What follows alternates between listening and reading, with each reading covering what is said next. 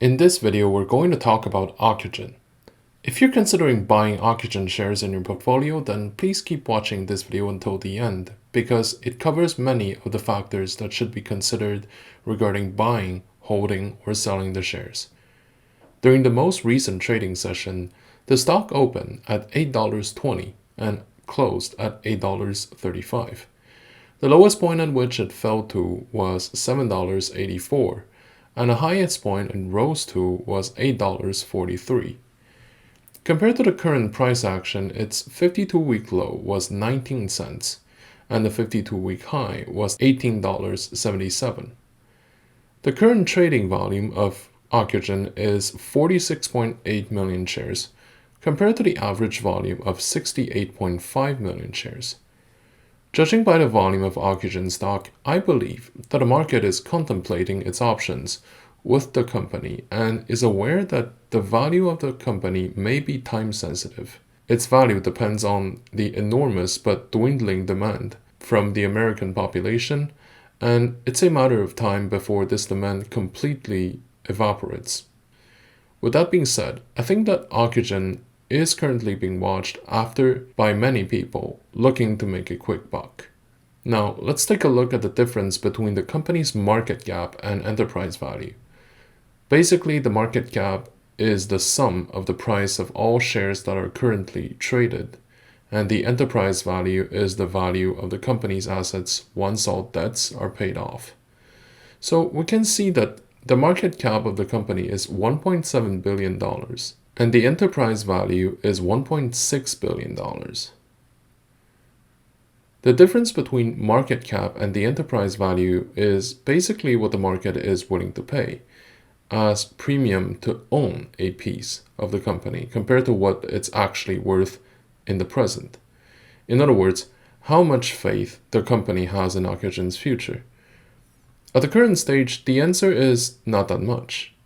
Now, let's talk about the number of shares the company currently has and the shareholder composition as of the latest data available. The total number of shares outstanding is currently 198.2 million shares.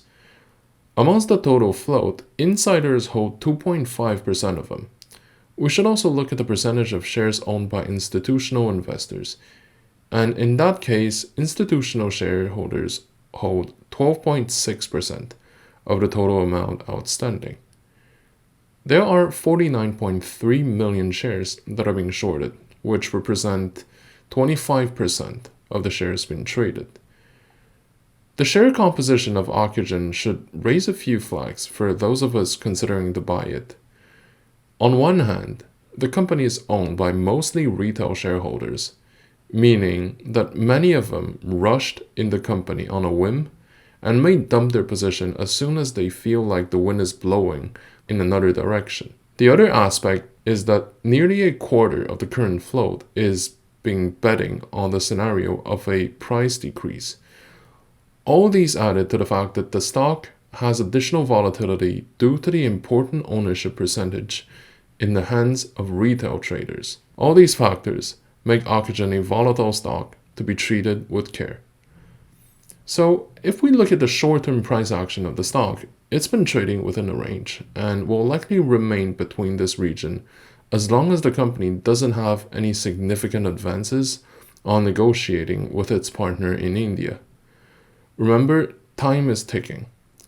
If the deal doesn't get through in time, we may see a significant drop in the stock value in the upcoming 6 to 12 months. Based on this, I would recommend traders to remain vigilant at their entry point. In other words, make it as low as possible and be ready to get out within a fairly short time frame. In the long run, I think that Ocugen has been in a penny stock situation for obvious reasons, and there is a real possibility for it to go back there once the dust settles. The two possible scenarios during which it doesn't go back there are either they manage to score a huge sale when Bharat Pharmaceutical begins to export, or if they get another project going. Remember, we're not investing in a company with established fundamentals. We're essentially betting on how many people are willing to bet on Ocugen's future. which can explain the large amounts of retail shareholders and its huge trading volume. Based on those observations above, I would suggest us to remain very careful on both the time frame and the amount to put in the company, if any at all. Make sure that a position can hurt your portfolio in any significant way and give it a go for approximately 3 to 6 months. The last element to consider would be the overall market sentiment in the financial market. The current reality is that investors and money managers are not willing to blindly follow companies to throw in their money anymore, unlike much of 2020. There are many reasons why investors are now shying away from the innovative and disruptive stocks. Some will say that they were overpriced, that they were overbought, or that they were relying on selling dreams instead of having solid financials. But the real answer is a much simpler one. At one point, some traders and investors began to lock in their profits. This created a huge crash in the stock prices, not really because they're bad, but because they had more sellers than buyers. That triggered a torrent of sell-offs from February of this year onward.